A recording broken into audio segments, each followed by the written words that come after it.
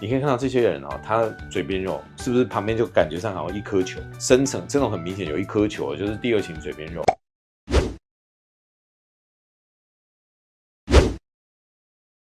Hello， 欢迎科普医美新知，我们请张帅来张医师。好，今天呢，我们要开启一个我们要做一系列就是关于这个线。坦白说，我之前录了很多线的这个影片，但是因为以前的我实在是太肥了。尤其我每次在影片里面哈哈大笑的时候，肚皮会跑出来，会动吗？所以我决定要全面下架我之前那些肥胖的影片。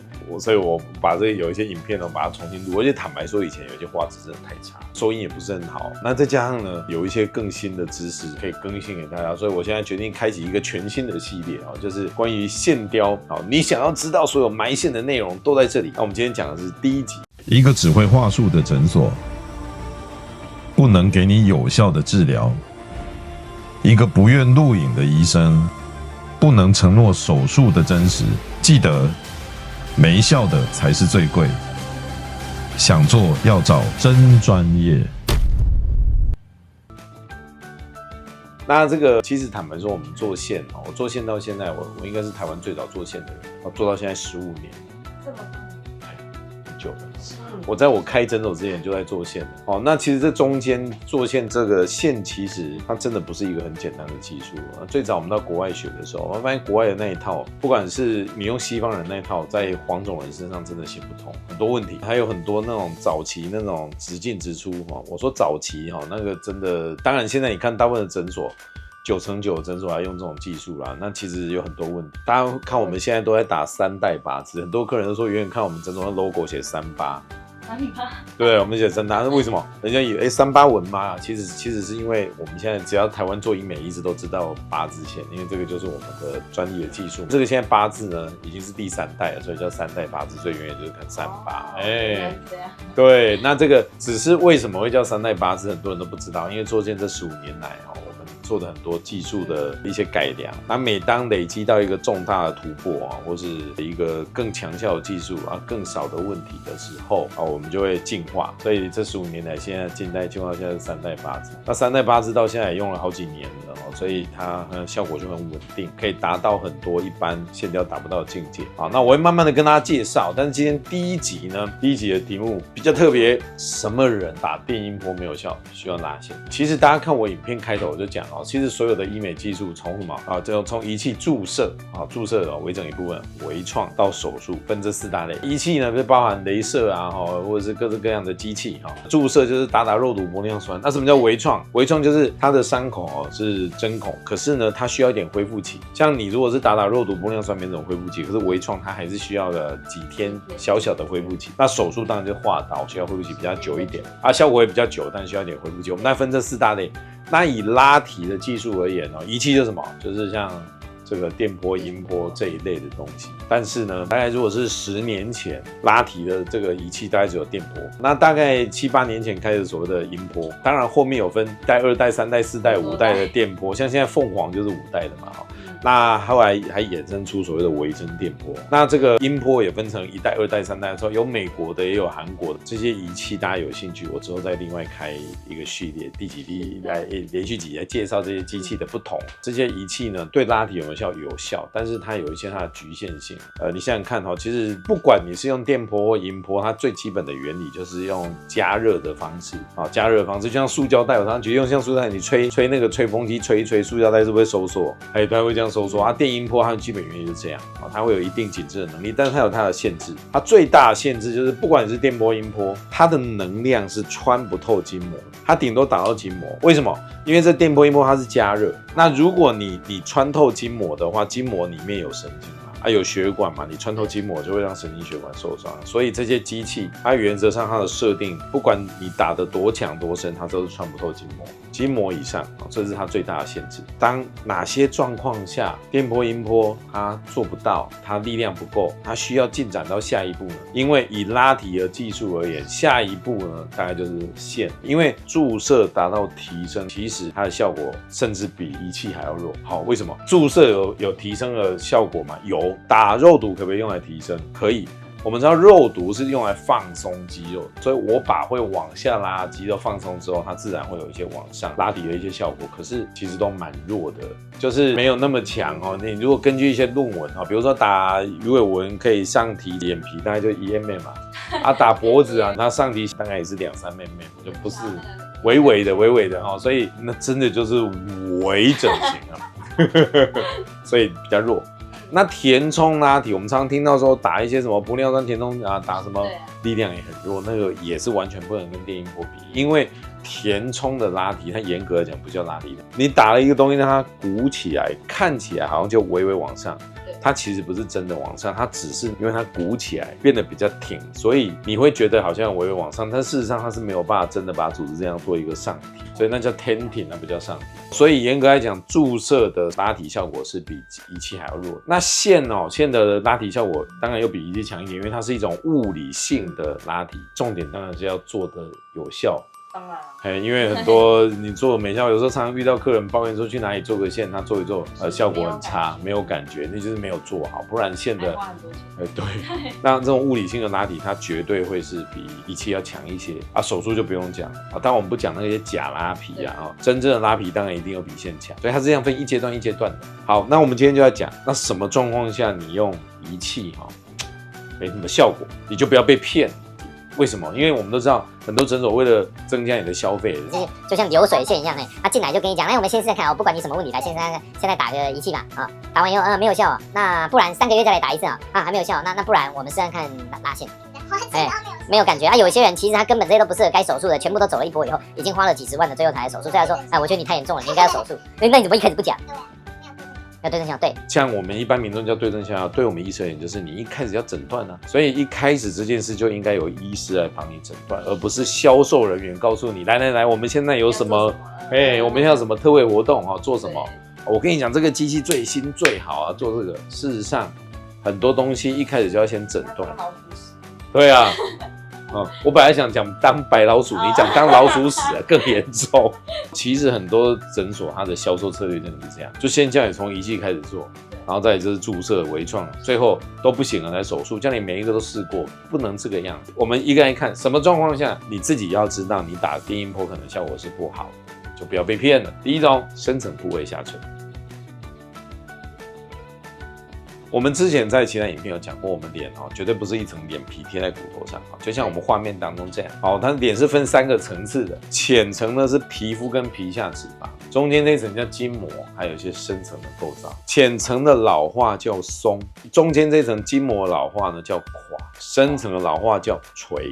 好多种。是，那你一定要知道你是哪一种比如说像嘴边肉，我们来看一下。嘴边肉呢，就是嘴巴旁边的人叫嘴边肉可是我们真正在医学不应该这样看这个是我在医学会演讲，很多人都想说，张医师是不是有自恋狂，全部都用自己的照片？这个好眼熟。对，很牺牲把我脸用这个样子，是因为蛮可爱的。这个很像以前肥胖我。对，但我用这个是有原因的，因为我们的影片常常被盗用，我还干脆用自己的脸，随便你用反正大家都知道是从我这来。好，我们嘴边肉就分这3种第一型的嘴边肉其实最主要讲的就是浅层的皮肤松。这种第一型的嘴边肉呢，它表现出来最常就是在墨纹旁边呢会有一个这样子的一个松弛。问题怎么处理你打电音波它会有一定的效果因为电音波它针对的能量层就是在筋膜以上，所以它对浅层呢它是有效的。好，所以他常常看到的就是像我们现在看到这样子这一种形式的嘴边肉。这个嘴边肉这3型的分型呢，其实我在有另外一集影片呢，专门在讲嘴边肉3型，特别的明显。像我们这有一些照片，大家有兴趣可以专门去看。你在 YouTube 上面打嘴边肉空一格3型，就会看到了。好，接着去看。再来这个是第2型的嘴边肉，第2型的嘴边不一样，它看起来像是你嘴巴旁边有一颗球。这颗球是我们脸上真实有的构造，叫假脂垫，它就是球状，的一球。第2型嘴边就是你有些人会觉得我嘴巴旁边还含着一颗小球，好像这个照片影片这个样子。那这一种打电音波就完全没有效。我们来看一下这个影片，像这个影片里面呢，这个人呢，他就是有第2型的嘴边肉。你看他把手往耳朵后面这样拉扯，你会发现哦，他把皮拉紧了，可是嘴巴旁边还是有一颗球。所以怎么判断你有没有第二型嘴边肉？大家现在赶快拿起镜子来，就这个动作哦，把它往后拉，对，就是这样往后拉。如果拉完你发现你嘴巴旁边这里还是隐隐约约还是可以看到一颗小球，甚至大球的话啊，你还好嘿。如果你有一颗小球或大球，那你就是第二型了。那这个是深层的组织掉下来，这一种对不起，这一种你打电音波、音波，你打100万发也没有效，因为它是在筋膜的深面。哦，打不到。这就好像一个人拿着手枪，他去对着这个坦克车，人躲在坦克车里面，他拿手枪啪啪啪啪打100万发，里面的人会不会有事？不会有事。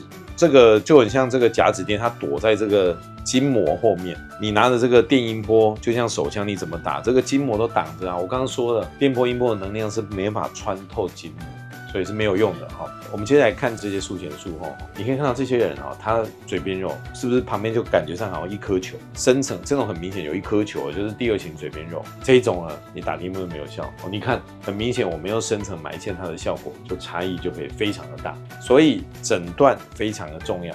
那还有第三型的嘴边肉，它是属于筋膜松弛，这种第三型的嘴边肉就要看严重程度。如果是比较轻微的打电音波会有一定的效果，但如果比较严重的话，大概也要用线来拉，它就是整个筋膜往下垮，就是像我们图片里面这个样子。所以我们看的这些就是要告诉大家一件事，你一定要先判断说你的问题是不是深层，就好像我常在比喻，我们的脸皮筋膜就很像这个气球，这些深层的组织就很像里面的石头或是沙包掉下来的话，如果你今天是深层的问题，你表面的这个气球啊拉得再紧，这个石头沙包还是在底下，还是没有上去，所以一定要先诊断。如果你是深层的问题，打电音波效果是很差的。好，除了刚刚讲到嘴边肉呢，其实还有一个地方也是很多人觉得他去打效果比较差的，就是苹果肌的下垂。现在给大家看这个图很奇怪啊，怎么一颗一颗树啊？对，这是我们中脸啊，这一区中脸分一层一层这样子的构造。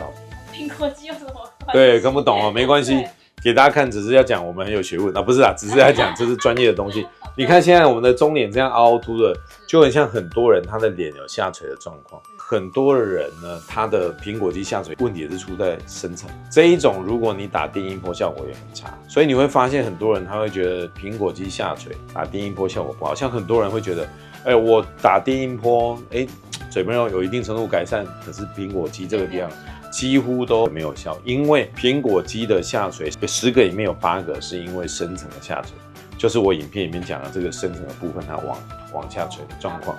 所以什么人打电音波没有效，要用深层的埋线。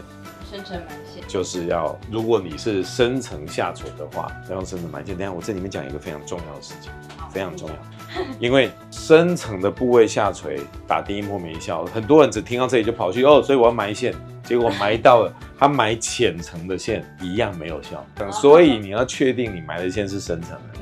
好，什么叫深层埋线呢？假设这个是线。那不管你是什么牌子的线呢，线它的基本原理就是上面有一些小导钩，当然这不是线，这是鞋带。那不然每次客人说哇这么粗放在脸上好恐怖，这么粗我也不敢放在脸上，这是鞋带这为了录影大家看比较清楚。一般浅层的埋线就是利用这个导钩，一端钩上面一端钩下面。可是这种做法有很多问题，第一个你吃饭讲话做表情动一动就容易脱钩，就容易掉下来，所以很多人说我去搭个线，我去哪里埋线，拿2-3个月做个表情它掉下来，或是线就传出来了，就是脱钩而不管你这个线是直直的啦、曲线啦或回旋的啦，这种做法都一样，它都是靠导钩都有这个问题，而且这种做法它只能拉纤，它没有办法处理这种深层的问题。那8字线不一样，什么叫3代8字线？3代8字线其中一个特色就是我们在拉的时候，它是像这样看清楚，它会像这样子在里面绕，这样子在里面绕。那这样在里面绕，这个叫什么？叫做套索 ，noose，套索 ，noose。这种状况你就完全不用担心它会下垂，它很稳固。而且这种做法在绕的过程中，它浅层筋膜跟深层都可以同时往上拉。这么神奇？对，所以它才可以解决这个问题。如果你自我判断你的嘴边肉是深层的，你就不用试了，电音波对你没有效。如果你主要在意的是苹果肌的下垂电音波对你效果很大。这个是我在国外原厂的网站，这个是电音波他们的原厂网站他很得意的秀出来术前跟术后。就是等一下，好像感觉不到，对不对？就你看这2坨，真的很无语。这就是我刚刚说的它就有2颗很大的球，刚刚我们看那个影片，第二点嘴没有的人比较大颗，有人比较小颗，但不管你是大颗或小颗的，你打电音波都没有效，像这样都没有效。好，我们再看哦，还有什么的人呢？就不要期待电音波了。道理很简单，想要比较持久的拉提效果。那你现在最常听到的话术就是告诉你哦，我们这台机器效果可以维持1年半2年，不管你是哪一台仪器，它的效果都是不可能超过1年，不然你怎么会常听到它会有这种疗程，叫你3个月回来打一次，半年回来打一次？如果它可以1年半2年，干嘛要叫你这么短时间回来？你不觉得这是一个很矛盾的事情吗？如果可以维持这么久，为什么要那么快回来打？事实上，这些电音波这些机器，它的很多临床的实验跟一些效果基本上呢都很难超过1年，因为它只能打到筋膜以上的位置啊。对啦。它不是每一层都可以处理啊。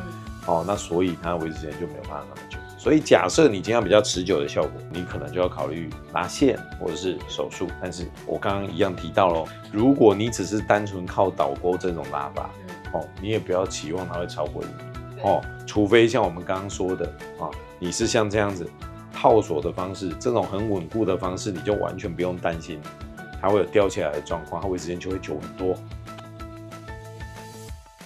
再来还有一个很重要的重点，多重要这么重要如果你的脸偏瘦的，我也不建议你打电音波。我现在好像一直在黑电音波我们家也有电音波，我们甚至还有非常新的机器，所以我这样讲不是叫大家不要打，我只是要叫大家要自我诊断，不要被话术，不要被销售，特别是对，脸瘦的人不要打电音波，不要打仪器。对，为什么？越打越熬。真的，因为电波音波我刚刚前面说了，它的原理就是什么？靠热的。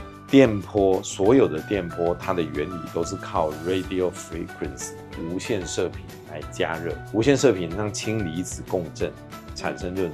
所有的音波都是靠超音波聚焦，不管你是哪一排，它们基本原理都是这样，就是分这两大类。所有靠无线射频就叫电波，所有靠超音波共振聚焦的就叫音波。那它们都是加热，就是热会怎么样？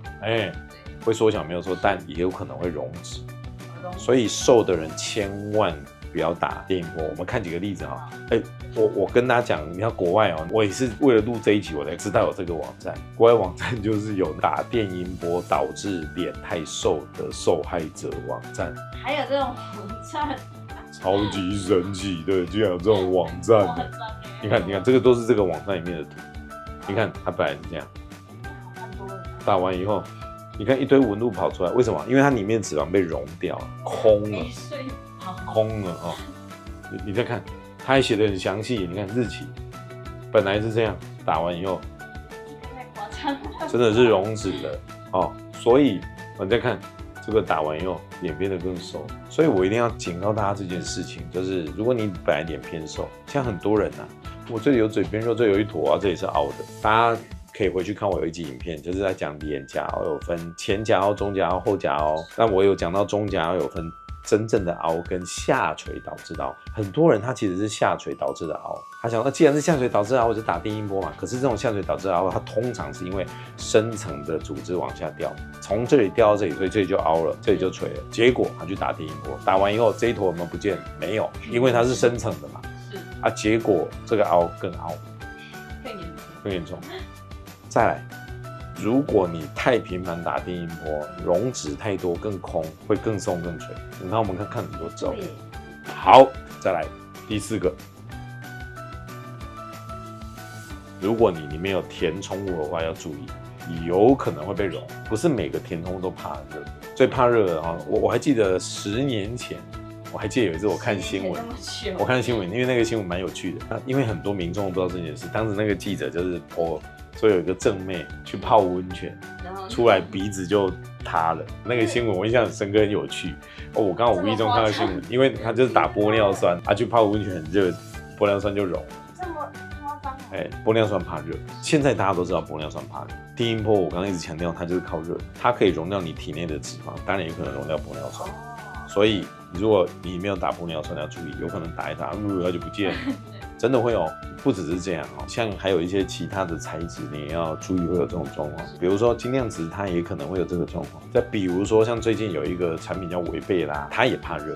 不过有一个产品它不怕热，4D 同源灯，因为它的玻璃化的温度是126度，所以呢，你电音波不会打126度，你的脸就熟了，所以不会。很多人问你就是啊，我里面已经埋线的话，可不可以打电音波？顺便回答这个问题，线不怕电音波热，因为电音波的热最多就到70几度，好。那线是不会因为这样融掉的。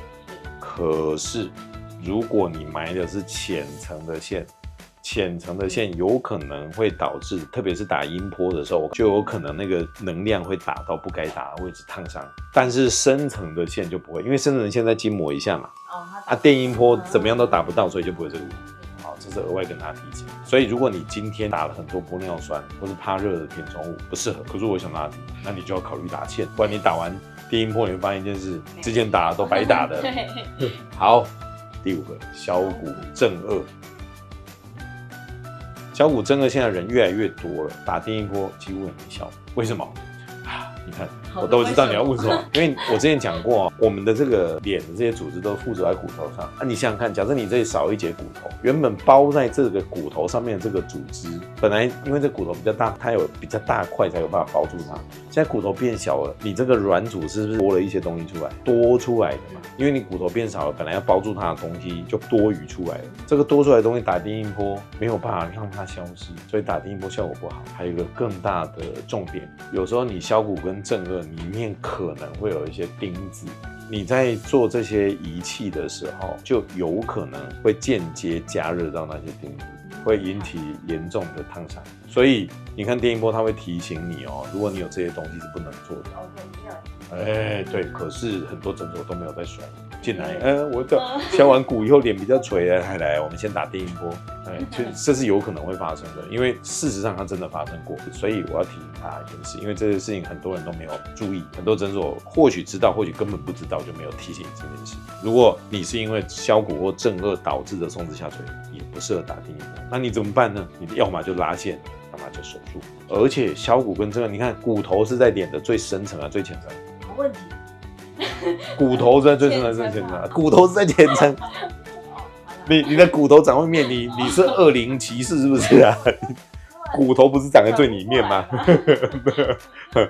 好吧，看来他上班上了一天累了。好，骨头是在最深层嘛，对不对？那你削完骨以后，它最容易下垂的部位其实也是深层，而不是浅层。所以这种你打电音波也没效，你要么就用深层埋线，要么就用深层拉皮，才有办法处理它。我们今天讲了很多东西，我先强调，我不是要跟大家讲电音波是不好的东西。它有没有效？它有效，但是我要一直反复强调的事情是，一定要先诊断再处理。如果今天这个诊所连诊断都没有，都只告诉你有没有最新的仪器，这仪器多升级多升级，我之后录仪器的部分你知道，仪器有没有效？有效，但是仪器的变革没有像他们讲的哦，它其实都是有科学论据的，医学是要实证。是的。好，所以不是靠话术。Hello， 欢迎大家收看《打破医美秘斯》。那今天我们要讲的就是很多人都叫张医师是亚洲线王，像我们明后天张医师很忙，又要教其他医生上课。那我们今天要讲的主题比较不一样，是要讲哪些问题拉线是没效的。对，很特别，对不对？因为其实你看我到过很多国家演讲嘛，还有教学啊，开 workshop， 我去过好多地方，去过泰国大陆当然也非常多次，韩国、巴黎、美国、菲律宾、印尼，我到很多地方去教这个线哦。这个因为我们做线的方式跟人家不一样，我们后面哦，我们这个是关于线的第2集，后面我们会介绍哦，就是到底我们拉线的技术有什么不一样。因为很多客人来，我只会问说，你们用什么线？用什么线？我常常都会想说，用什么线一点都不重要。你现在好，任何一家诊所打个电话，线都会来。所以问题不是你用什么线，问题是你怎么做。大家看很多的影片都只是一直在吹嘘说，这个多棒多棒，都只讲好的。我其实觉得我们的节目、我们的影片有一个很大的使命给大家，就是我们要告诉大家一些正确的知识，一些实证医学。你看我明后天也是要开课教这些医师进阶的线科，其实他们都是用线很多经验的医师，他们甚至是一些线啊，他们厂家的讲师，那他明天来学这个一些进阶的做法。我一直在教大家怎么做线，可是我今天要跟大家讲的主题，是要跟大家讲有些问题是线没办法解决。千万不要今天你到一个诊所，这个诊所吹嘘这台机器多省多省，销售的话什么都讲得出来，会跟你讲这个线多厉害，什么问题都可以解决，拉完解决不了再找个理由，或者叫你再加线啊，再做什么什么啊，不是这样。有些问题是线解决不了的那大家很容易有这个迷思，所以我今天的主题非常的特别就是要跟大家讲哪些问题是线解决不了的，很奇特吧？哇，第一个流失跟凹陷。我们来看个影片，这一部影片大家可以去看其实法令纹是有分3型，分别就是你看，第一个是苹果肌下垂，第二个是肌肉型的细纹，第三个是三角形的凹陷。那为什么我们要把法令纹分这3型？因为线它针对的是松垂，那如果它今天它的问题呢是这个凹陷，拉线有用吗？没用啊！为什么？我们来看一下这个图。比如说，我举个例所谓的凹陷型的法令纹，就是指我们的这个鼻翼旁边这里有一个凹沟，像这个鼻翼旁边这里有凹沟。特别是有一些人呢，他的这边的骨头比较凸，嘴巴比较凸，然后这个地方就会显得比较凹。他的法令纹的原因就主要是这个地方凹。那我这个时候拉上去，请问这个凹它会长落吗？不会嘛，还是在所以如果今天它的问题是因为凹陷，会因为你拉提就凹陷就改善吗？不会。所以这件事当然要弄清楚。我再举个例比如说我太阳穴很凹，那我这边前骨这样拉一拉线的时候这里拉，那太阳穴凹会同时改善吗？不会。当然不会嘛。对，我们现在听都觉得这理所当然。我要讲的意思是，其实在这个宇宙，这道理很简单，松跟垂怎么处理？不要紧嘛，对嘛？你看，若宁她的小学刚毕业，我是形容你的外表，她都知道。松跟垂就是靠拉提来改善，流失跟凹陷怎么改善？填充很棒啊，大家都非常的好啊，不错，国中哦。那我们都知道这很简单的道理。可是今天如果我们说我们靠拉提来改善一些凹陷的问题，那其实是不对的。你现在听我讲觉得理所当然，可是有的时候你到有一些诊所，他就讲一些似是而非的理论，有跟你说我们拉完以后凹就会改善，不对。其实你仔细想想，这样不太对。相反的，我们更常听到有些人跟你说，我们填东西可以拉提，填东西就是为了把凹鼓起来嘛。鼓起来会让它弹上去吗？会让它就拉起来吗？会让它变紧吗？不会嘛。我听说很多都这样子讲，很多都这样子讲嘛，对不对？那填充完又变紧，你仔细想想，填东西为什么变紧？它可能会让大家会有一个错觉。大家记得我看我们前面几集我们前一阵在放那个漫画脸最近超多漫画脸的，漫画脸就是脸变成面包超人的漫画，它就是这种似是而非理论导致的结果，就是填充就可以拉提。其实这个都是严重逻辑不对，你就算不是医务人员，你仔细想想，对这样不是怪怪的。所以流失跟凹陷可不可以靠拉提改善？不行。我也常遇到有客人就会说，张医师，那我比如说我拉完额头以后，我是不是这个额头本来凹的部分、太阳穴凹的部分都会改善？不会那个要靠填充。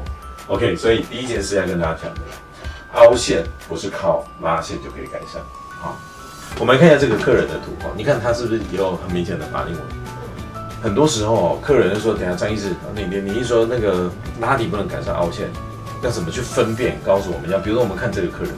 你看它也有法令纹，刚刚就讲，我们举例法令纹它的形成，有的人是因为苹果肌下垂这一种拉线就有用，那有的人是因为肌肉拉扯造成的，有的呢是因为凹陷造成的。怎么分辨？其实你看这张图，你可以看得出来，你会发现它在鼻翼旁边这里很明显是陷进去的。现在各位拿起你手边的镜子，你看着镜子摸一下，你摸一下，你这里的坑是不是很明显？如果你这个凹坑很明显，那代表什么？代表你的这个法令纹也是属于凹陷型，你的这个凹坑呢，也是要靠填充，而不是靠拉提。OK， 好，这一种法令纹我们要做的是填充。填完以后，你发现一件事，它的凹坑改善的同时，它法令纹改善。那对于某些人而言，他甚至嘴凸感也会改善。就像我每一次在很多的节目里面不断的讲，要先诊断再治疗。好，第二个问题，这个我也很常遇到。很多人会做一件事，就是说我脸上有一些纹路，我是不是靠拉线那个纹就不见了？我们脸上的纹路其实是有分的啊，有的纹路我们叫动态纹。什么叫动态纹？就平时还好，一做表情的时候纹路就跑出来了。你看，大家仔细看，这里有一点小小的细纹，这种就是动态的纹路啊。那这种动态的纹路呢，就是笑的时候挤的时候才会挤出来。好，所以动态纹指的是有表情、有动作的时候才会产生的纹路，我们叫动态的纹路。那很多人就会问一件事啊，我这个是不是拉完线，我这动态的纹路就会改善？我举个例啊，比如说像这个人，他就很明显是一个动态纹路很多的人。你看啊，他的法令纹笑的时候2条，像2条什么鲶鱼，你好机车哦，你也有，你笑的时候也有2条。对，像这一种就是肌肉型的纹路。肌肉型的纹路它有一个特色，就是没有表情的时候，你看，如果你有时候没有表情的时候还好，干嘛那么假掰？做来故意做这种动作。那你看，我随便讲一句话逗他笑以后，你看他笑的时候，千年鲶鱼精的原型就跑出来了。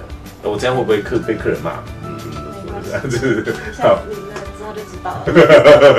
那你看他也是一样，笑的时候2条细纹就跑出来，所以他这一种法令纹就是肌肉型。我再举个例哦，你看这里笑的时候还有一些笑纹，在嘴角旁边有一些笑纹。很多人就会误会一件事，像这种动态的纹路，我们还要拉线，它会不见吗？不会。为什么？我线拉一拉，你的肌肉就不会动了吗？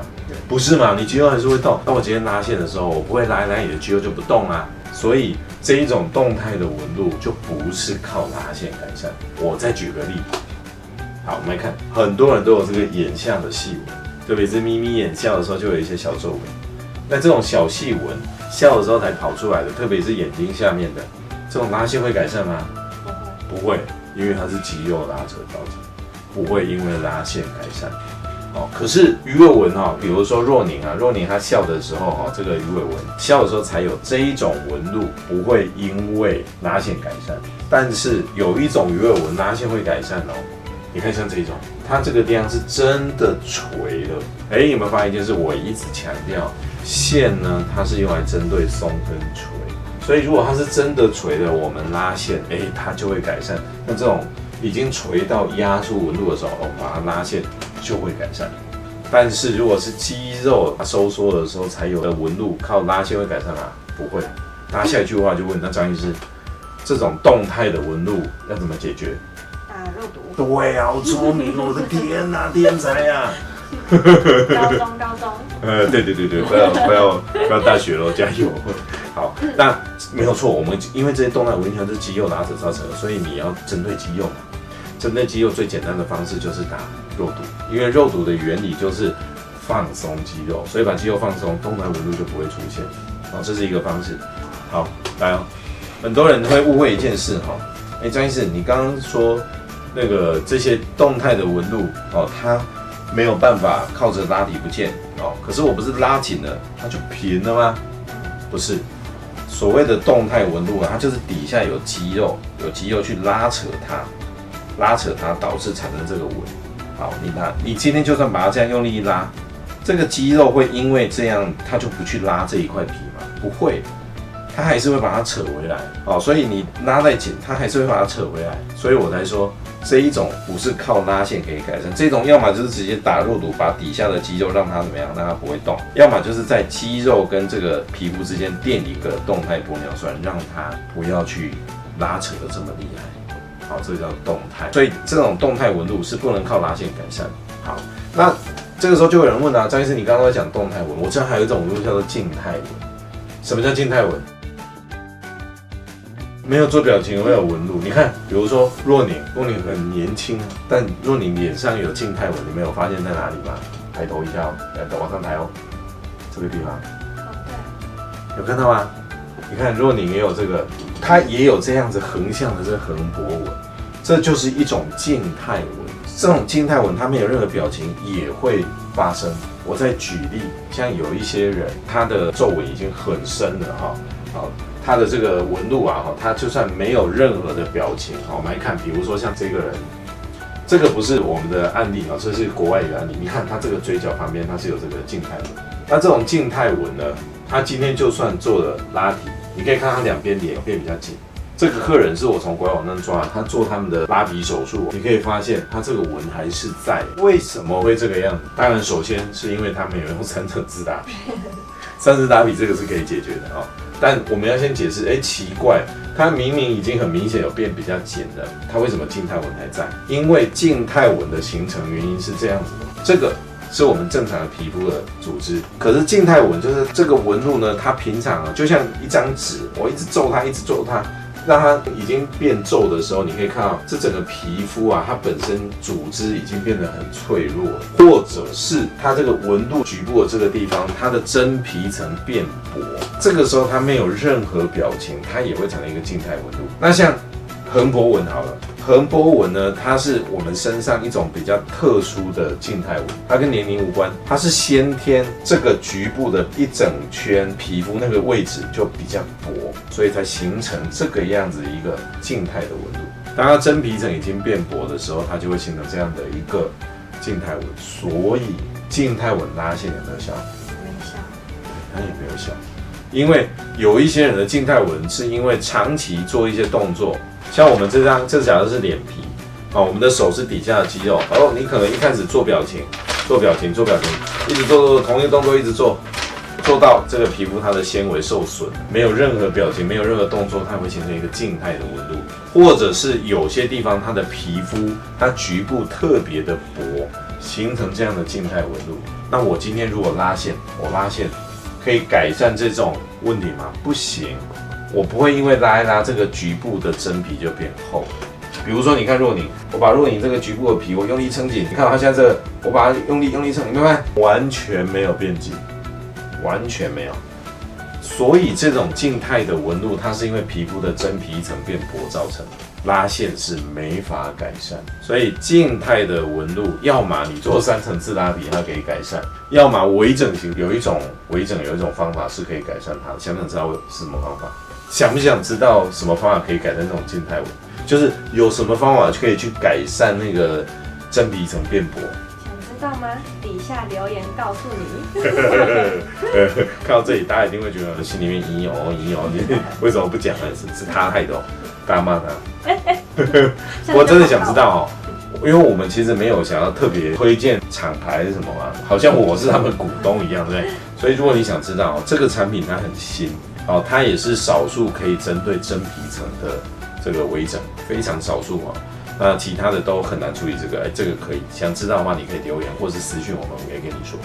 好，所以我讲的这些，我要告诉大家，静态的纹路可不可以靠拉线改善？不行。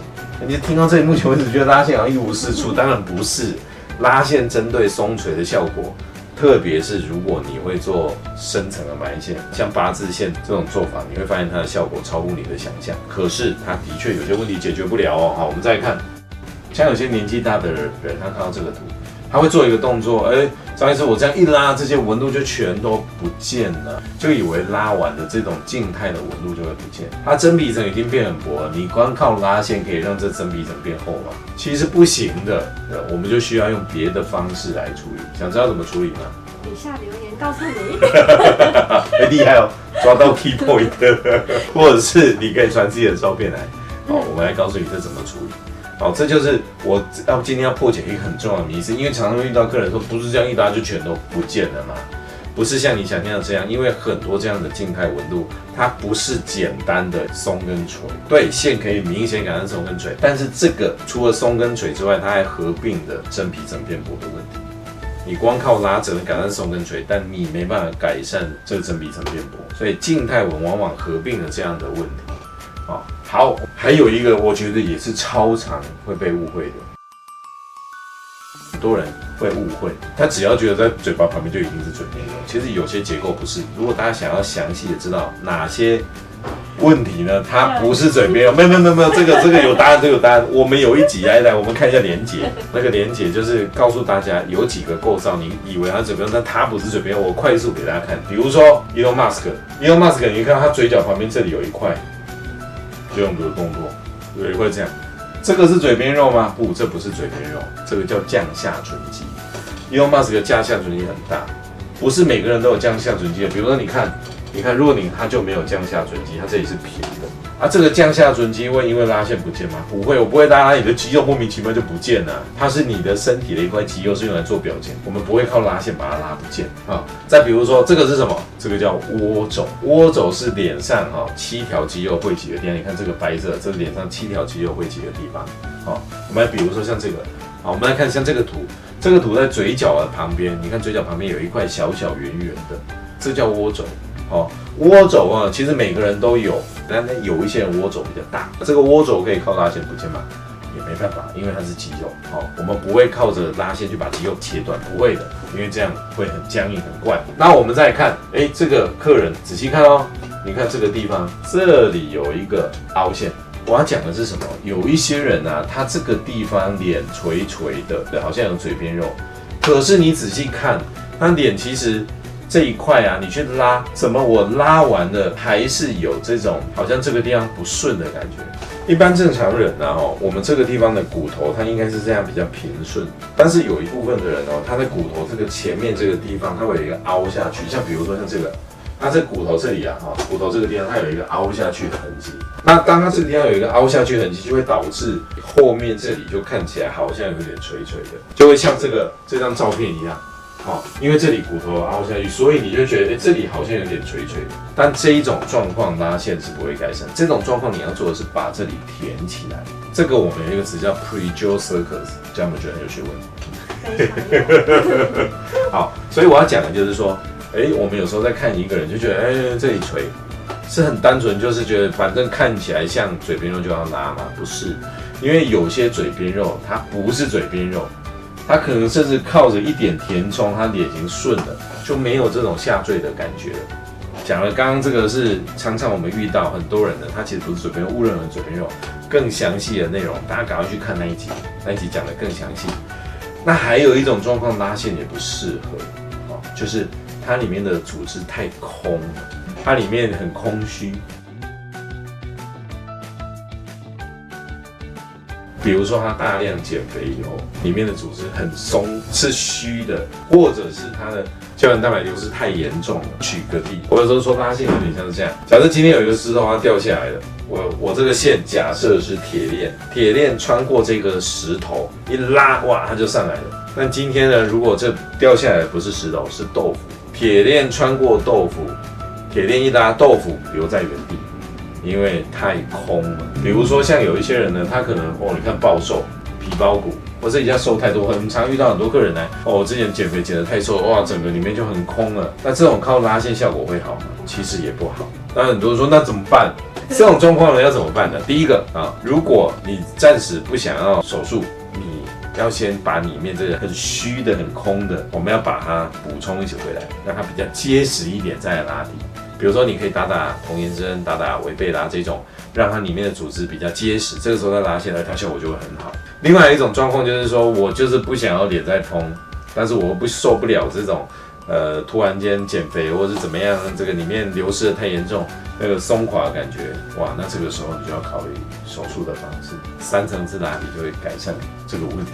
其实我今天讲了很多各式各样的状况，我其实要强调的并不是说拉线没有效，相反的，大家会叫我线王，就是知道我做很多线，知道我把用线解决很多问题。可是我也要跟大家说，你今天去一个诊所，听到说埋线现在好像很流行、很厉害，你要先判断你适不适合。这几个就是避免你踩坑，你先自我诊断。相反的，你今天看这个诊所，它专不专业，或者是诊所是不是要乱卖东西给你？你自我诊断以后，你去看对方有没有看出这些问题来。如果他看不出来，他看不懂，你反问对方，他不知道，代表你懂的都比他还多，他没有办法处理你的问题。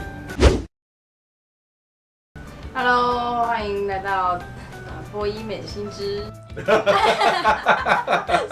对，我们欢迎张帅的张医师。好，我们今天讲的题目是这样哈，就是我们今天要讲的是关于线条，给大家一些知识哈。什么叫八字线？好，其实只要在做线的医师，不管是在台湾或是大陆，很多人可能没有看过我怎么做，但是一定听过。因为这八线其实是我们的专利，它有很多跟一般做法不一样的地方。哪里不一样？对，大家会问哪里不一样，而且大家都会这样觉得，对不对？或者就随便取个名字，反正大家都乱取名字嘛，不是这样的啊。因为我们做线超过15年，为什么叫八字呢？待会会跟大家解释啊。大家会看到我们上面会写一个3代八字。那所谓的八字哈，它其实就是它跟一般那种只是直进直出或只是一个曲线。它为什么叫八呢？就是上面呢固定的地方一个环，下面呢固定的那样一个环，上下各一个环，所以就是一个八。哦，它是这样来的。为什么叫3代？因为这15年来哦，这种八字线它的做法会比一般的线条都要强大很多。你看外面很多的线条，它常常在拉。我常听到客人做完线条总消了就没效了，没感觉。对。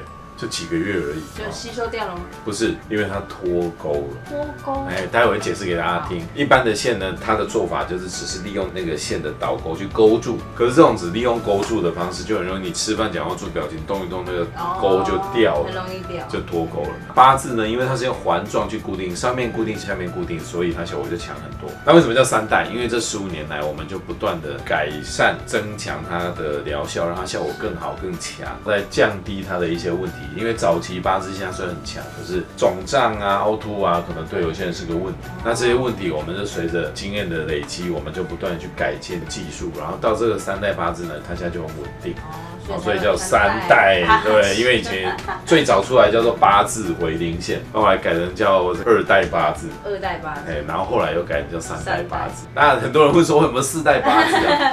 目前看，因为有点困难，因为这个我们这技术现在3代八字已经做好几年了，它相较呢它非常的稳定，它效果呢也很好，所以目前就不太可能会有4代八字这个状况。因为这个技术的跟进呢，都是为了要解决一些问题。但如果这个技术它很稳定了，我们一般就会趋势的使用它，让大家变美。那我今天就跟大家介绍到底什么叫做3代八字，它特别的地方在哪里？我们一个一个来看。第一个，跨3层。我们来看一下哈，其实我们的脸哈，你看我的脸，我们这个影片啊，我们花很多心血去做，所以常常都有盗用。我刚刚又看到了1000诊所盗用我们的3D 图。是啊。嘿，现在有一种骗人的东西，叫什么无痕筋膜拉皮，他就骗你说，它什么高科技的拉皮手术，但只有针孔，其实它其实就是拉线，它就是拉线，只是它包装成好像是手术，跟你说这比较持久，让你用手术的费用来，实际上你做的是线，但你付的是手术的费用。好黑哦。因为刚刚也是客人拿给我看，他盗用我们的图，然后就我们早期的图，他就说很奇怪，这个广告让他做的好吸引人，因为它里面都不讲清楚它是哪一间诊所，他们常就写台北什么无痕筋膜拉皮，他都不讲是哪一间诊所，那你觉得很奇怪，你有兴趣的话就叫你私讯，你不就觉得很诡异吗？因为我们大部分都是诊所，什么都会讲我是哪一间诊所，我是什么医生，然后最有趣的是所有讲这种的东西，那个医生都戴着口罩。很奇怪啊！你是医生，你出来讲这个，你应该露脸正常，你讲的是诊所正常，他都讲得不清不楚。对，用什么东西做？这我们的专业技术啊，不能录影给你看。就像我录一直强调，没有你要录影啊。对啊，很重要啊。就是如果你今天做手术，你应该录影一下，那代表说你真的有做完。不然一个针孔怎么做手术？当然其实它就是拉线，它就是拉线。然后它让你搞不清楚是哪一间诊所的时候，你后面发现被骗的时候，你也没办法骂他，或者是这些人想去看这个技术的评价，说我找不到。对，而且你去看很到晚，像这种做这种广告，很多都是那种 short 啊 Instagram 啊，留个言以后就不见，你之后就不爽，你都没有办法去给他评论什么。这种其实就是另外一种一页式广告的诈骗。那回过头来讲啊，我们刚刚给大家看的就是我们脸其实分3层啊，第一层是皮肤跟皮下脂肪，第2层是筋膜，再来是一些深层的构造。那一般拉线呢，它强调都是拉浅层。就是只有针对你这个皮的部分。可是我之前的影片有说过，特别是华人哦，华人很多人他的脸是垂的哦，你摸他皮他没有很松，他的问题是出在筋膜还有深层。那所以这个时候你如果要用埋线改善，你只是做一般皮肤这一层，它的效果就很不理想。这个时候你就要做到深层，做到筋膜以内的地方，你才有办法改善这个问题。其实这个构想全球第一个开始讲用线做深层应该是我，所以大家看我那个我一天到晚出国演讲，待过诊所看到整排的那个奖状，就是因为这个技术是我开创的嘛，所以我就到各个地方就去讲这个深层埋线的技术。那3代8字其实不是只有深层埋线，它可以同时做到浅层筋膜跟深层3层的。那为什么它可以做到这样？其实这个不是一般半马把它做，它需要用到特别的器械。等一下后面我给大家看，你没有这个特别的器械，你是做不出这个3层。为什么以前没有人有办法做这个？因为它就需要专利的器械。好，待会最后面再给大家看。好，那做到3层，它最大的好处就是它不是只有改善皮肤的问题，筋膜跟深层都可以同时处理得到。特别是有很多的人，他在老化的过程，我可以只靠意念只老外面那一层吗？当然不可能啊，常常都是一起老化的，所以从这个浅层到深层，我们都要一起处理，它其实才会比较自然，效果才会比较持久，会比较好。好。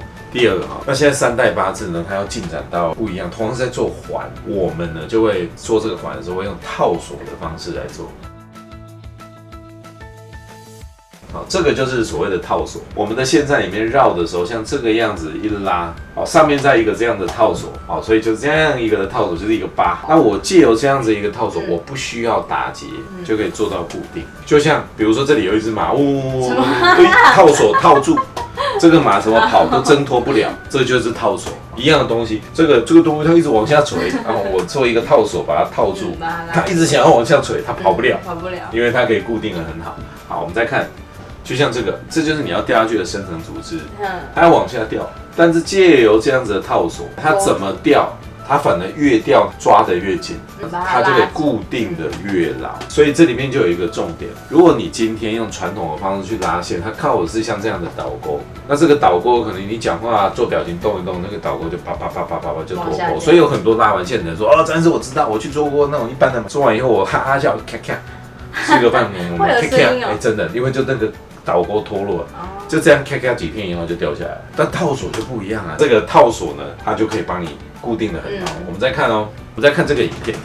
你看这个画面这个影片的右手边这个就是用一般的这个只是靠导钩的，那左手边呢就是用套索的方式。那靠导钩，你看做表情，它动一动，它这个就会慢慢脱钩，就掉下去，而套索就可以非常的牢，固定的很好。而且有一个重点，我刚刚不是说我们脸喷3层吗？你看以这个图。这个就是皮肤、皮下脂肪，这是浅层；红色一层是筋膜，蓝色的这一层是深层的构造。你想想看，我们人在老的时候，其实就是这些就越来越松垂。好，我这里要给大家一个观念，到底松垂是怎么来的？我脸要做表情，做各种表情。你的身体不需要做表情，那边动来动去，所以我们身体就很简单，就是皮肤、肌肉、骨骼而已。但我们脸除了肌肉跟骨骼之外，在肌肉跟骨骼的上面还有分这3层：皮肤、筋膜，还有这个筋膜室这3层。好多层。为什么要这样？因为这3层可以互相滑动。你才可以做表情啊！这3层是让你做表情用的，这很重要哦。可是年纪大，这3层互相滑动，滑动久了就走山，就一层一层往下走山。所以浅层走山叫松，中间那一层筋膜走山叫滑，深层走山叫垂。所以它是这样子来的。那我们用套索的方式就可以把这3层串在一起，这样子就可以让3层之间不要过度走山。所以这又是另外一个这个套索它的好处。所以套索有什么好处？第一个好处是不会轻易掉下来。第二个好处呢，就是我们藉由这样子，它在每一层之间，它可以互相固定的很好，不会那么容易走山。而且这种套索还有一个非常非常重要的一个运用。来，我们看一下我们的脸这样分一层一层的，这个绿色代表韧带啊，蓝色是筋膜，是深层的构造，红色的这层代表筋膜啊，在上面的这一层就是浅层。一般浅层的埋线就是走在这里。走在皮肤跟皮下脂肪这里，那我们随着老化的时候就会走山嘛。浅层埋线就很单纯，就是想说我就这样拉，可是这样拉，把这个皮肤的组织这样一拉，拉完以后就鼓在这个地方，就通通都堆在旁边，所以浅层的埋线很容易有问题。拉完颧骨变得更大，脸变得更宽。所以很多人拉线拉到后来会害怕，就是我拉完以后对下唇有用，可是拉完以后脸变大变宽。所以用3代8字捆在一起的方式，它拉完就不是像我们刚刚这样的。不是像我们想象中这样，浅层埋线呢，就是走在皮肤的这一层，皮肤这一层一拉就把这些东西通都堆在两边了。可是3代8字不是，3代8字是这样子，把它整成3层这样子，用套索套住。那它的结果就不是推到两边，它是把这个松散的寿司把它固定，把它紧实。所以比如说你今天拉的是苹果肌，不是像一般的拉板就对在这个，而是让它变得紧实。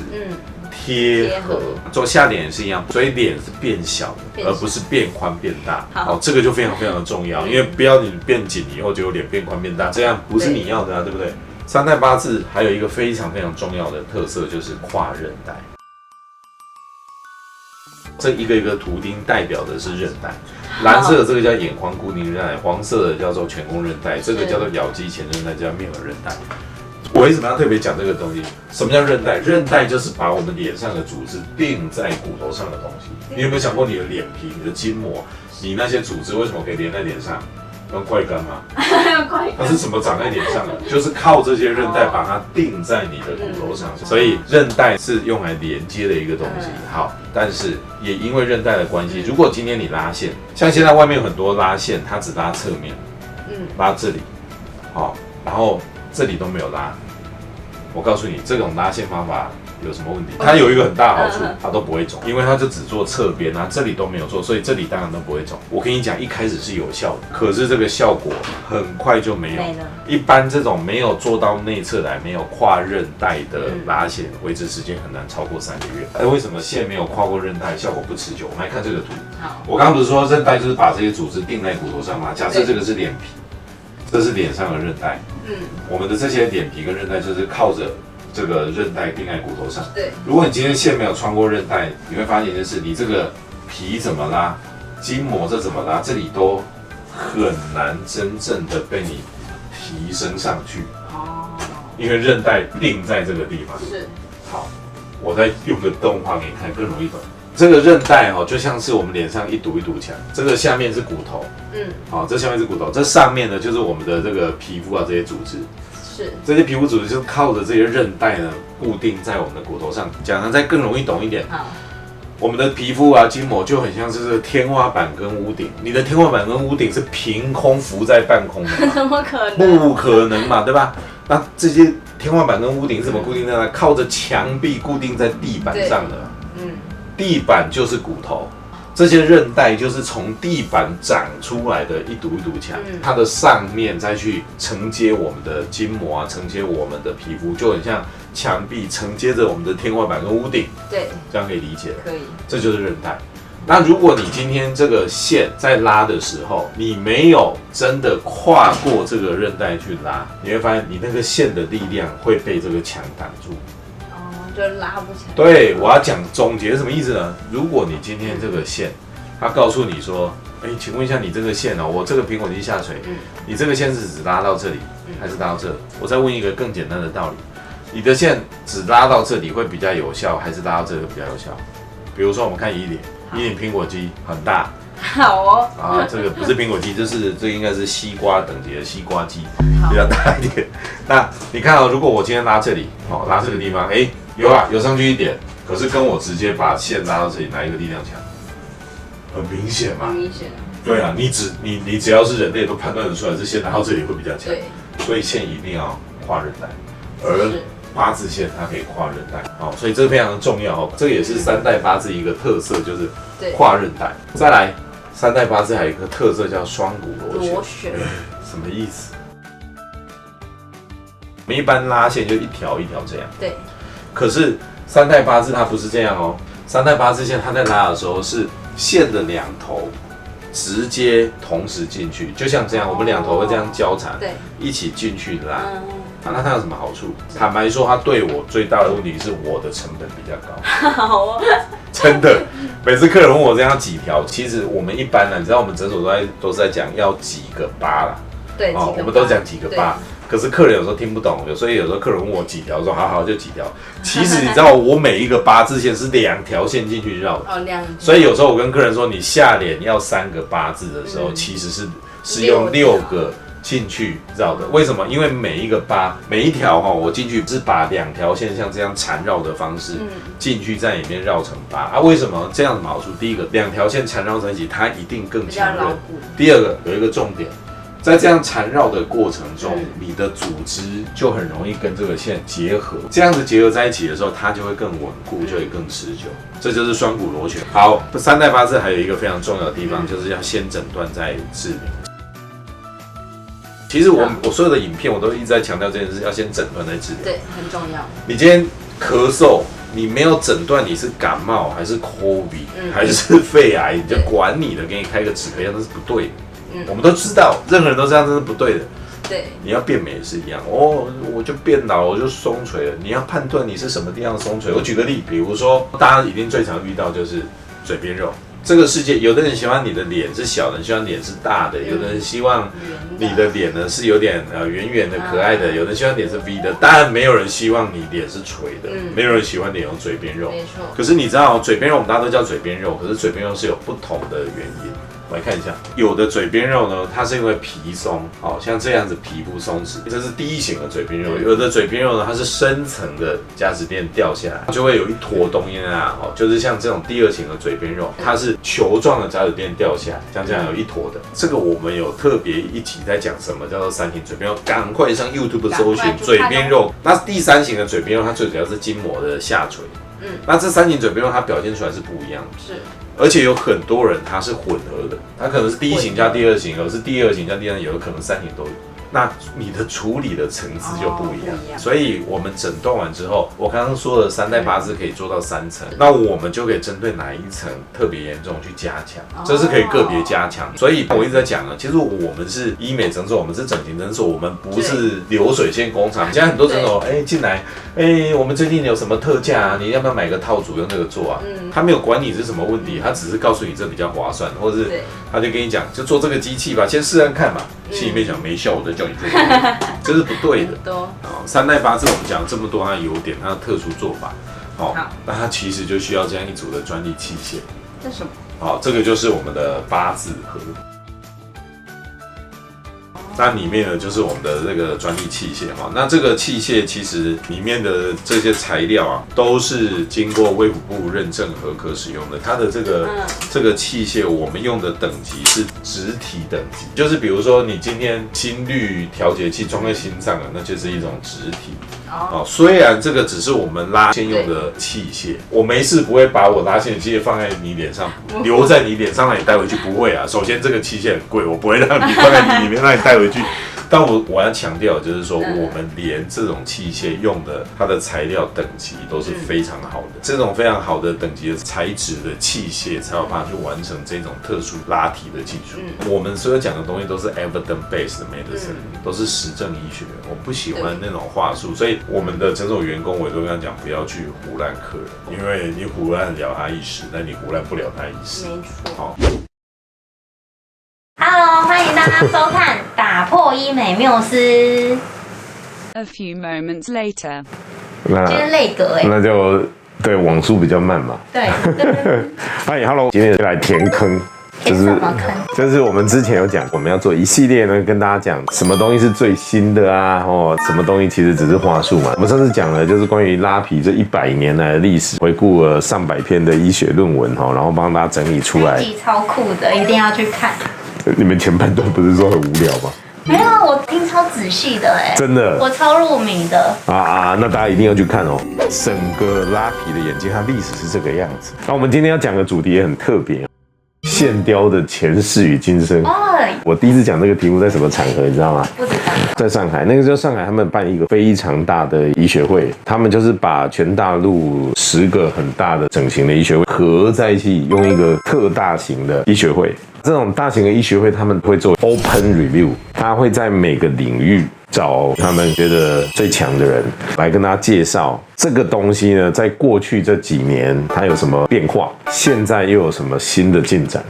我应该是唯一一个台湾人去讲的啦。那我讲的关于就是面部提升，其中有一年我就是跟大家讲面部提升里面关于线过去这几年它的历史、它的进展还有它的进步一样哦。今天的这个节目我帮大家回顾了上百年的历史，上百哦。对，上百年。线雕有上百年吗？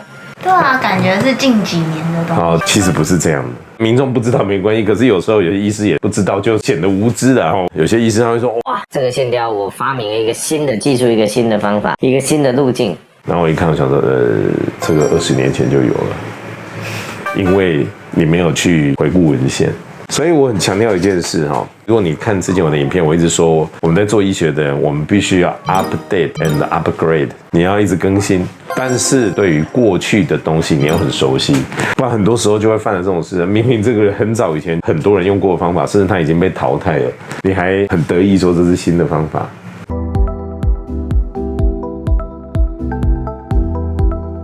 我们要开始今天的主题哈，线雕的历史。第一个哈，从1907年、1911年那个时候哈，才正式开始在一些文件上面提到，我们面部回春，我们要用医疗的方式处理。那在1956年呢，他用线去改善下垂的脸颊，改善法令纹、木偶纹哦。那个时候就有这种观念的哦，只是那个时候已经没有什么影像记录哦，所以我们不知道它是怎么用的。1964年呢，阿卡莫他就发表一件事情。我们如果在线上面做导钩来做悬吊啊，原来玫瑰线1964年就有人提出这样的概念哎，原来这么早，很早就有了。我们来看一下那个时候的线，你看是不是很酷？很酷哦，这个是幻想的啦，做不出来。当时的技术是没有办法把线做成这么细密的哈，但是呢，他们有试着自己在线上面雕花来做一些悬吊。1967年呢，在线上面雕花这样子的方式啊，临床上真的开始有人用来缝合一些韧带啊，或是一些受伤的组织。常常会有客人说，哇，那个导钩线不是这几年才有的吗？没有，导钩线1964年就有咯，临床上就开始有人用咯。只是他们那时候导钩线都是自己手工雕的，就比较粗糙。我们再来看1970年，Ren 发明一个方法，这个方法叫 Curl Lift， 很有名哦，合并着一些手术的方式，开一个刀，然后进去用这个线在里面勾，跟现在有一些拉法已经有一点点像咯。50年前呢，不过这个时候他用的线呢，其实并没有很强调它的导钩，因为工业的技术还没有办法大量量产，就算线上面有导钩，也是自己雕一下，就不是很漂亮的导钩线。在1983年、1984年这个时候呢，开始有人用的是不可吸收的线。1983年他们用的这种不可吸收的线，它其实呢还是有点像是用缝的方式这样去做。这个不可吸收的线呢，上面也是有一些导钩，但是这个线开始有工厂去商业量化是什么时候开始 ？George Ruff 1992年，我跟他一起同台过，因为这 George Ruff 有一个导钩线叫 Quio 台湾也有他等于是早期 Quio 的一个股东，但是他一开始用的这个导钩线呢，它是用不可吸收的。会跟你的组织一直存留在那个地方。这种不可吸收的线，它的材质就有好几种，比如说哪一种？比如你有听过黄金线？黄金线欧美是比较没有在用，最主要是日本在用。它效果有没有？有哦可是它有个问题，有些人他会过敏，过敏就惨啊，因为它是不会吸收的嘛，要拿出来就有一个方法开刀。没有买之前你也不知道你会不会过敏嘛。后来又有一种更稳定的不可吸收的材质叫 Prolene。它原本是用在骨科啊、缝合骨头的这些材质啊，因为骨头要很稳定，所以用不可吸收的线。这个材质其实跟身体是可以完全相容的，但是它不会被吸收。所以一开始呢，像这个 George Ruff 他们那个时候做的线呢，它用的是不可吸收的线。这个中间呢也有一些进展，有一个很有名叫 Therdave 它的线长得像这样，很像橡皮筋的，那个线是有弹性的，所以它这个线的拉法很特别，它就是在里面绕圆圈，然后像绑橡皮筋一样把它绑起来，对，就是用这种方式。它这个线是没有导钩，30年前在欧洲非常的流行，可是不适合东方人，因为它的做法基本上都是3点或是4点式的做法。简单讲就是它都是绕一圈绑起来，然后让它鼓起来。很多人做完颧骨就会比较高，脸颊容易变宽，所以这个方式东方其实就不是很流行。不要说各位你没有听过，很多医师他们没有像我们专门在做这方面，他可能就没有研究过。他不像我，地球上的线我都会拉，因为我也常常出国，所以各式各样的线我都接触过，各种拉法我也都会，所以很多方法我都剔除掉，因为不适合东方人，然后一直 modify。再我们继续看。接下来是20年前，大概2000年、千禧年那个时候，最主要用的线还是不可吸收线。那这个时候就开始呢 ，George Ruff 他用的是不可吸收线有导钩的，也有人用不可吸收线没有导钩的，就变成有2个流派了。所以拉线有分导钩跟没有导钩，那做法是不一样。但是在千禧年，就是20年前那个时候，主要都是以不可吸收线为主，大家都统一用一种线材。刚刚说的 Prolene 用来缝骨头，这个 Prolene 有在用导钩，又没有导钩。可是大家发现一件事情，这个线它不可吸收，会有一些问题。什么问题？一直有效，医生就不能赚钱啊？不是啊，不是这个问题啦。本来大家想说这个线它不会吸收，它一直留在里面，它不是就可以吊着吗？这样不是很好吗？如果它掉下去了，我再把它从一个伤口打开，再拉一下，它就会上去了，不是很好吗？后来发现不是这样的，这个线它虽然不会吸收，可是随着时间它就没有拉提的效果了。为什么？随着时间那个导钩会随着重量会翻向。本来它可以勾住组织的，后来它慢慢被翻向，它就勾不住了。你再拉也没有用。本来没有导钩的，它的组织可能会被线切过去，它就撑不住。所以发现你用不可吸收线，它的效果还是没办法跟手术比啊。它的效果没有想象中那么久，是不是我们就要换一个方向？于是呢，2002年，俄罗斯人发明了可吸收的有导钩的线。这个时候人们就开始改观。那这些可吸收的材质里面呢，这个牌子就是最早叫 Aptos 的一个牌子。它的导钩线大概有几种了这是它一些拉提的一个方法。你仔细看这种曲线啊，或者是一些回旋啊，或者是一些小回纹针的方式，我告诉你，这个20年前就有了。好酷哦！所以那也不是什么新的方法这个时候除了导钩线之外，同时2007年那一年呢，出现了一个不一样的东西。什么？叫铃铛线，就是这个东西。你看它为什么叫铃铛线因为它这里打一个结，后面有一个小铃铛，是不是很像铃铛？铃铛线是台湾的说法大陆那个时候叫小帽子。铃铛线它出来的时候，大家觉得说它这个铃铛很大，应该可以勾得更牢，所以那个时候就很流行。这个铃铛因为它导钩很大，所以后来发现有些人他在做的时候，如果你拉比较浅，那个铃铛就容易一颗一颗凹凹凸凸的。那有些人说把它埋深一点啊。可是铃铛因为它很大颗，它没有办法穿过筋膜，它就是只能埋在浅层。于是2008年跟2010年呢，铃铛这么大颗，它有一些问题，我们就刚好走颠倒，我们就是走这个小巧可爱的小导钩，一个叫做 V-Lock， 一个叫 Quil。这两个材质呢，它刚好用的是不一样的，但是都是可以吸收的。一个材质用的是这个 PLA 材质，另外一个用的是 PDO 的材质。大家听不懂的是什么？但坦白说，临床效果差不多，都是1年内会吸收的一种线。它们的特色就是它们的导钩都是属于小导钩的，听起来也很好。我们这些线早期也都用过，后来发现有一件事，这导钩太小了也不行啊。它大概3个月以内，那个导钩就吸收了，勾不住组织了，那效果当然就不是很理想。2011年从韩国开始，突然间剑走偏锋。刚刚说铃铛线是大导钩，2007年、2008年、2010年呢有小导钩 Quil 跟 V-Lock。2011年韩国就说，我就是用没有导钩，但是呢，我用一大堆很细的线，就像蜘蛛网一样，里面给你一张脸戳个100针这个线是会吸收的，它在吸收的过程中会刺激胶原蛋白再生，有没有？有。它对于刺激皮肤的胶原蛋白是真的有用可是它在拉提的效果上很不理想。因为这些线呢，它最主要是埋在皮肤的下面。可是呢，你知道我们这12、13年，我们都很强调一件事，脸有3层嘛。第一层是皮肤跟皮下脂肪，第二层是筋膜，第三层是深层的组织。我们人下垂的关键是在于筋膜跟筋膜下，皮肤本身不是我们东方人主要下垂的原因。所以像用这种方式它可以让你的皮比较没那么松，可是它没有办法让你筋膜跟筋膜以下那种垂的问题做改善。那一阵子很流行我告诉你什么地方最流行用这个方法？哪里？很多美容院，就是他不是医生，他就会用这个方法，因为这个方法很简单它就很多的细线有没有，就是毛起来脸一直擦一直擦一直擦，把你的脸那边而且因为它就是你只要有手就会擦一直擦，把你的脸当做那个布一样一直擦一直擦一直擦。操作很简单顶多没效没效才是最贵，对不对？花1堆钱就没效。会有人开玩笑说是这种就是刺猬疗法。最近还有人在广告新的线条的概念，新的方法没有10年前就有，而且慢慢被淘汰了。有看这个影片，你就可以去跟他说，这2011就有了。所以真的，其实这个行业有很多的话术要很小心。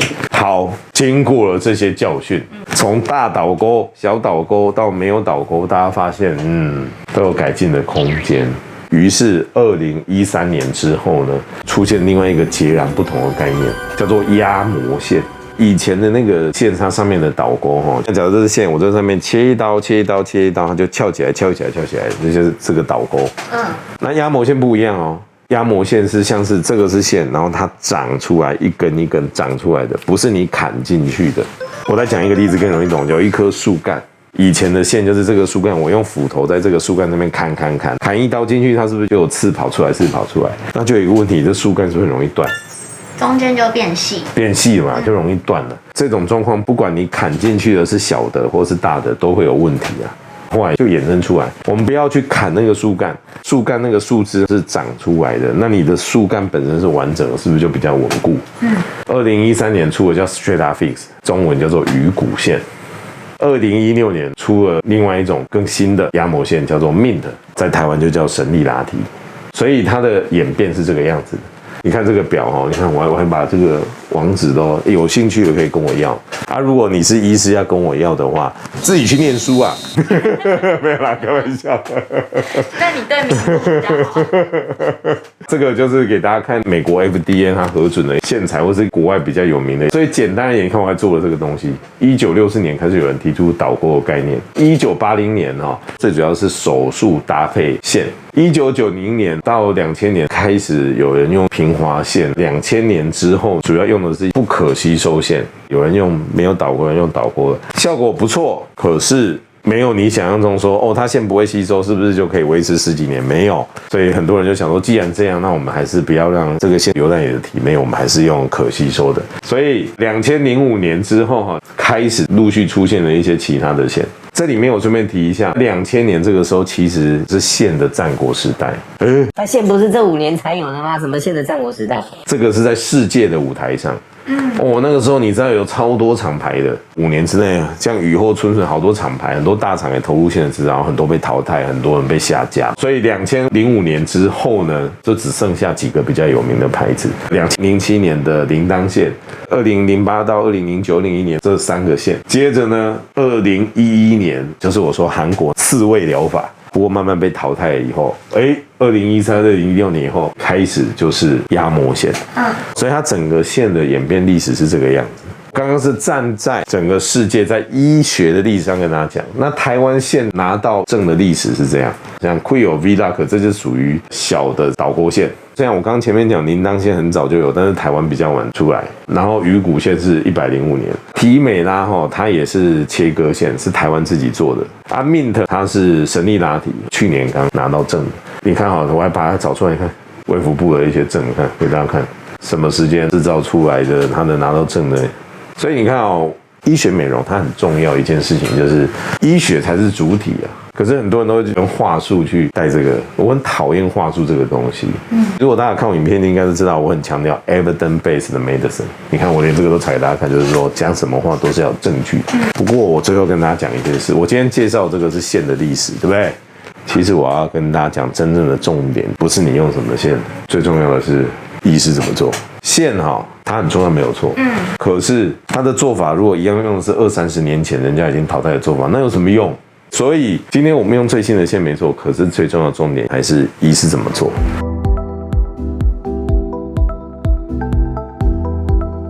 什么才是在技术上真的突破？我昨天不是在开国际的线上会议，他们都常会来听我讲一些我发展出来一些关于线的技术。那我们拉线的方法跟其他人有什么不一样？有兴趣欢迎看我们以前的影片。3代8字跟一般的拉纹不一样，它是真正的环状，环状它很重要。如果你这个线它要导钩，你如果是这样直进直出，或者是你是曲线，或者是你是闪电状，或者你是回旋状，我告诉你都有一个问题，这个导钩只要吸收了，它都会脱钩。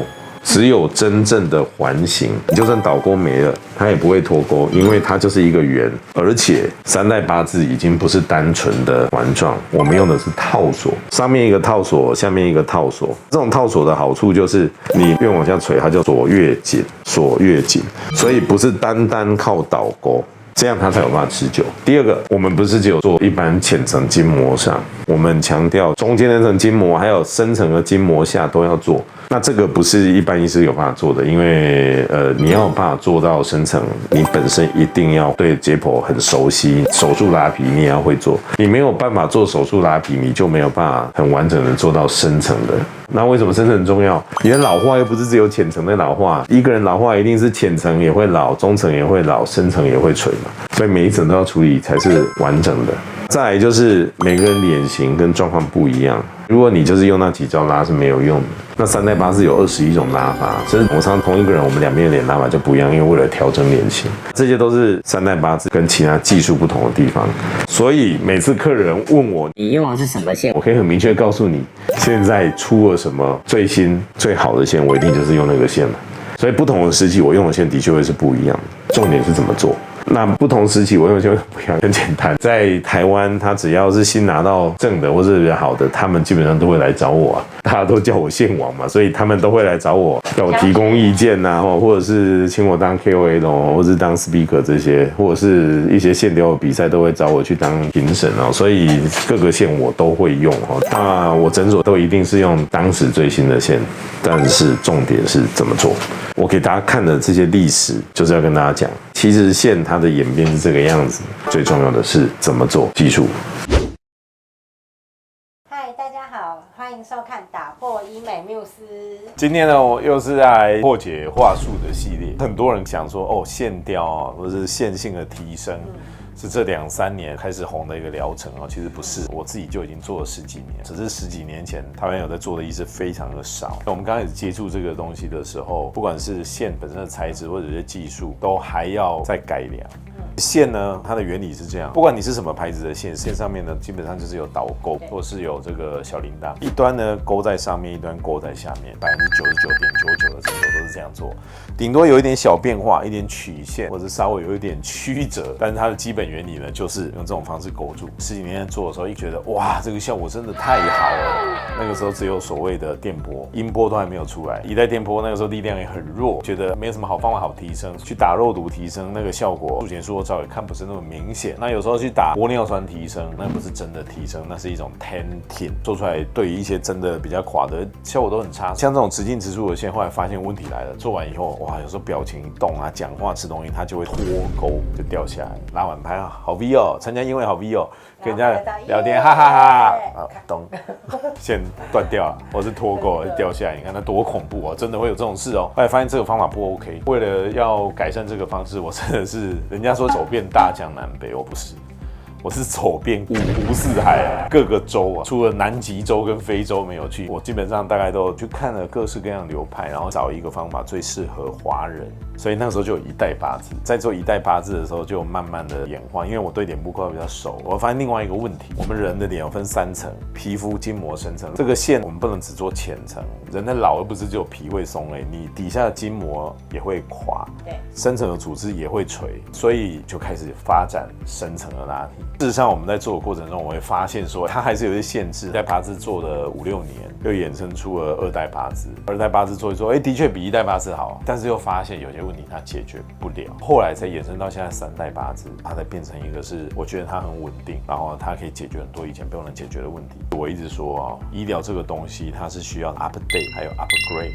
如果你一直守旧，你一直用旧的方法，那是不 OK 的，对患者、对求美者不公平。不过这2、3年开始有很多的医师、很多的诊所开始接触线雕，对，我就发现越来越乱，开始有很多的话术。那我们就收集了一下，我们常常听到，所以我一开始听到我都很惊讶、震惊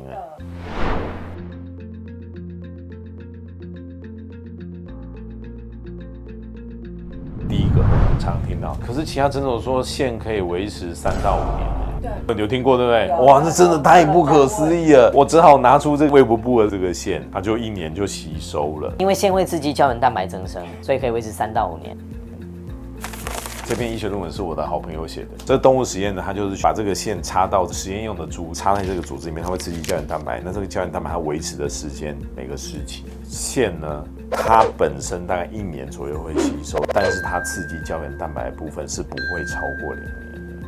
3代8字有一个很大的不同，它除了可以做深层之外，它可以同时拉深层、浅层跟中层。那有一个重点就是我们在拉的时候，它这样的一个环形的构造，它是一个真正的环状，真环状。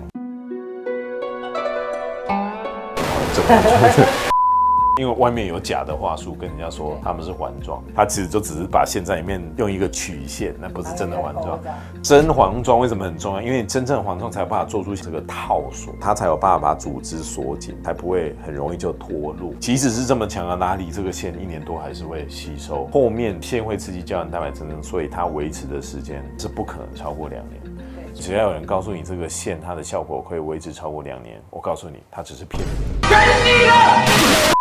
它只是要让你觉得物超所值，微整就可以达到这么长久的效果。好。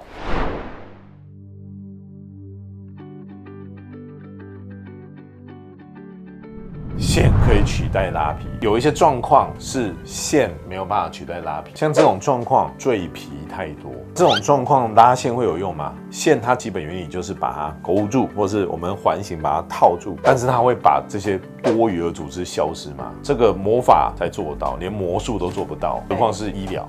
而且像这一种赘皮很多的状况下，你去拉就会凹凸不平，很厉害。然后如果我今天为了效果好，我要把它拉紧，那你是不是很多的组织就会堆在这里？难道你要每天用头发把它挡着吗？不行嘛。你就说那我不要把赘皮堆在这，我就拉一点点，拉一点点就没有效啊。拉线可以取代拉皮吗？会讲这种话的，通常是因为他不会拉的。有时候就会听到会有这样子的一个说法啊，不要做手术拉皮啊，手术拉皮啊会怎么样？会怎么样？会怎么样？你这个打仪器就好了。打完回来医生不点怎么这样？你比较严重一点，那我们来拉线好了。线呢用完怎么好像还是没什么效果？那这样好了，再补一点线，再做另外一台仪器好了。怎么还是不是很理想？我觉得你真的太严重了，不然我介绍手术医师给你好了。像走流水线一样，从最简单到最难，结果你做个拉提而已，花了100-200万，什么东西都试过了。不是这样嘛？就像我们开头影片讲，一个只会做微整的医师，他没有办法给你手术的一个建议；一个只会做手术的医师，他可能就会跟你讲微整都不好。如果你今天想要做提升，你要找医师，应该是他对拉提这件事情特别有研究，不管是仪器、注射、微创到手术。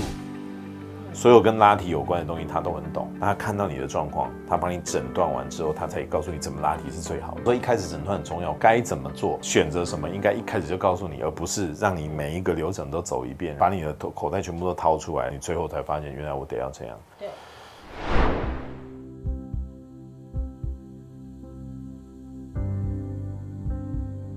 这个其实很多 YouTube 上为了销售，很多诊所为了推销也会这样子讲，说拉线没有恢复期。我跟你说，什么样会没有恢复期？不要做就没有恢复期。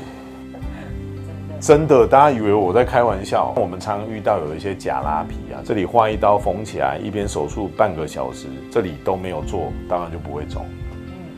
今天只要你有拉的部位，会不会微肿，多少还是一定会。所以我们常常有时候会遇到有客人就是说，哦，他跟我说不会肿，结果做完以后还是肿了好几天。他说那是你体质的问题。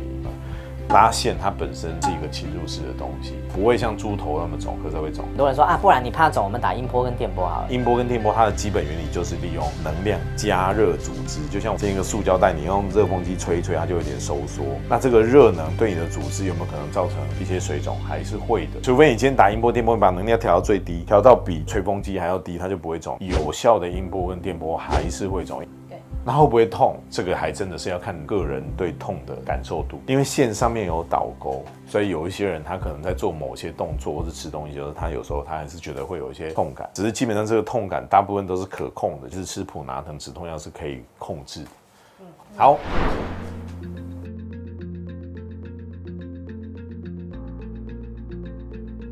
埋线可以填平静态的纹路，这个宇宙中的基本定理。垂的东西要怎么改善？拉嘛。凹的地方要怎么改善？填嘛。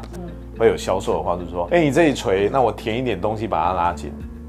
好像跟这个宇宙的定理不太一样。填的目的是为了改善凹，拉线它是为了拉提。我拉一拉，你这个凹就不见了。这样怎么对？我之前有给大家做过这样的一个示范。很多人误解一件事啊，我只要把它拉平，这个凹就不见了。你今天如果单纯把它用线拉紧了，肌肉只要一收缩，一样会把它拉下去。可是它底下是空的，我们脸上的这些组织，我们的脸不会允许有空气存在里面，所以隔一阵子这些组织还是会慢慢沉下去，去贴住底下的支撑物。今天有一块布，它中间是凹的，很多人想说我把它往两边一拉，它就平了。你往旁边拉，它暂时会不见，可是隔一阵子以后，在底下没有组织支撑的时候，它还是会凹下去，所以这就是一个销售的话术。好，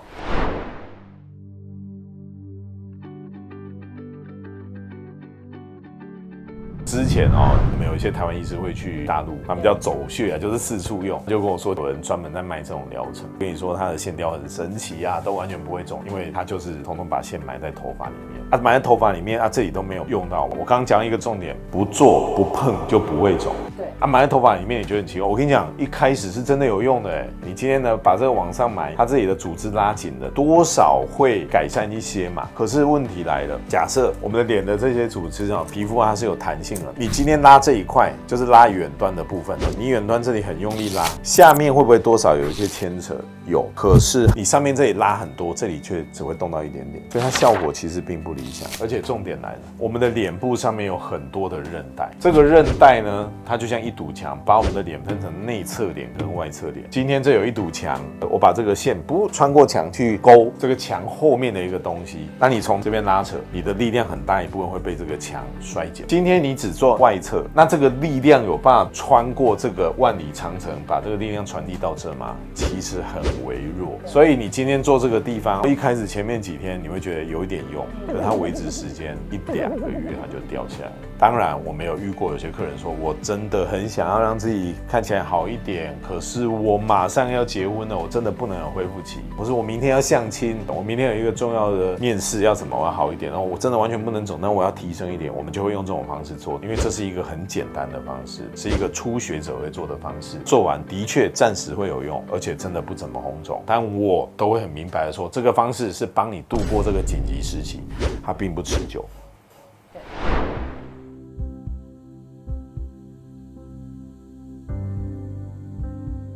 我们常常遇到会有客人问我们说，那个我们要省线哈，我是不是这样子拉，我这里这样子拉，中脸跟下脸就可以同时提升？真的可以这样做吗？我们看一下这个构造图。这个呢，红色的就是我们脸的各个韧带。如果我今天呢，我们要像它这样子，用一条线同时拉中下脸，我们是不是一定要穿过颧骨的这个地方，也就是要穿过这一区红色韧带最多的地方？其中有一个韧带叫面横韧带，因为你想说要同时拉中下脸，你就选择在法令纹跟嘴边肉交界的地方这样一拉，那会发生什么事？这个束就是我们脸上的韧带，这个有导沟，这个就是线。当你今天线穿过这个韧带一拉，就很容易造成它凹陷，因为这个导沟就勾到这个像树枝一样的东西，它牵扯到，就会导致你的脸有些凹凹凸凸的状况。拉完就会像有这样的一个凹，就是勾到面横韧带哦，那这个就会很恐怖，就会非常不自然。最常见的，比如说很多人来，我就说你拉过线哦，张医生怎么知道？因为他的颧骨下面这里就有不正常的凹陷，而且这个凹陷常常就是像这样一条一条的，它的线就是借由穿过颧骨这个地方，想说哦，我穿过这个地方可以同时拉中下脸，结果这个线就勾不到我这个韧带，就造成这样一个凹陷。大家以为这个线吸收凹陷就不见了，没有，我跟你讲，这个线它吸收了，有时候那个凹陷还会一直在那里2年。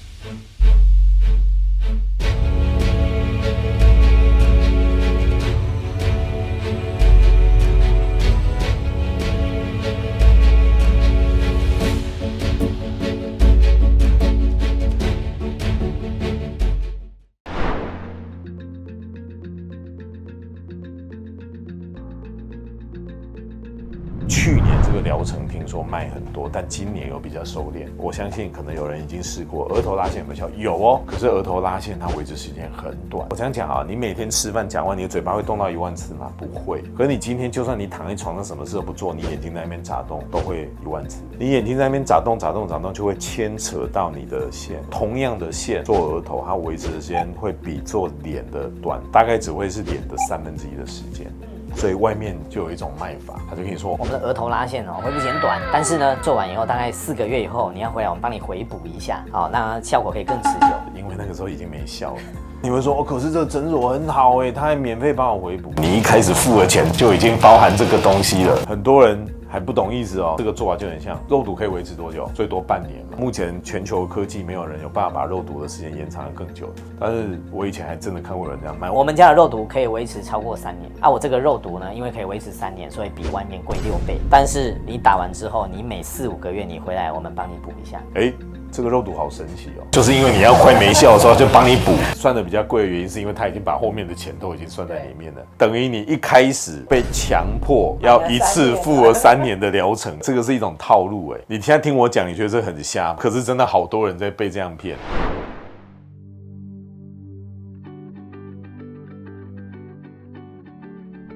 我们也常听双下巴打消脂针就完美了，真的是这样吗？我们来看这个构造图。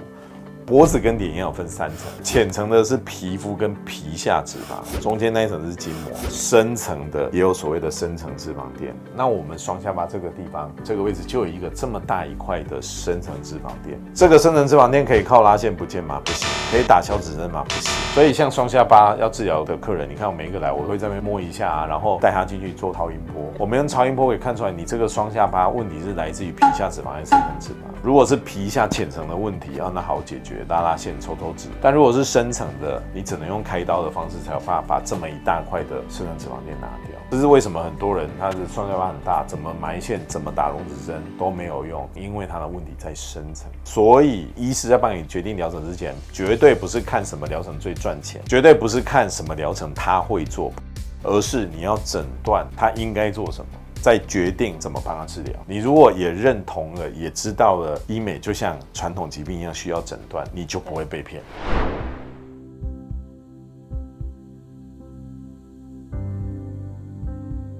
接下来这是最扯的，这个是这1年来我超常看到，假装不是拉线的拉线。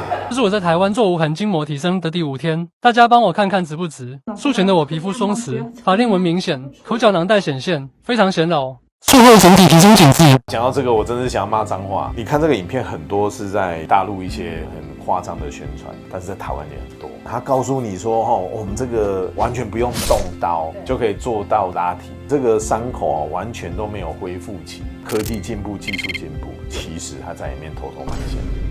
我们平均1个月我们会开到多少？在其他诊所，他以为他开的是拉皮，我打开一看，里面是埋线，这个有意义吗？它维持的时间就跟线雕差不多，你一开始就做线雕就好了，你干嘛动这一刀呢？他不然就是用骗人的你看我们连刀口都没有，就可以帮你做无痕的这个拉提。他其实就埋线人家问说，那你怎么进去的？你那个刀怎么进去？你的高科技用什么东西？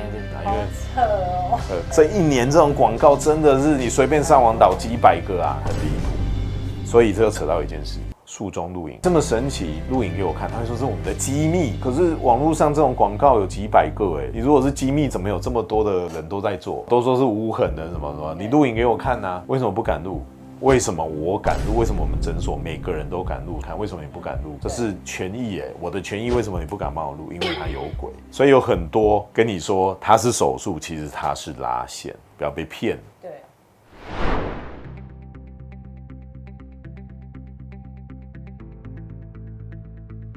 最后一个，常常有人在卖拉线搭配电音波，其实我只能说，如果需要这样搭配，那可能是你线拉的不够好，不够强。所以我们3代方式可以通过拉浅层，可以拉筋膜，可以拉深层。电音波它只能做到筋膜以上的部位，既然线每一个部位都能做，干嘛还要再多花一笔钱呢？因为这样包装起来可以卖比较多钱。我今天会不会被杀？我这个人生性开朗，绝对不会有自杀，发表不自杀声明。赶快先声明。好，我们今天抱着声明也跟大家讲了很多事实，还有真实的事情。大家有问题呢，欢迎可以私讯我们如果大家觉得这频道很好，可以带给你正确的资讯，带给你朋友正确的资讯，欢迎您把这个频道转给你朋友实证医学才正确，术中录影别忽略，没效的才是最贵，要做要找专业哦。那我们今天到这里拜拜。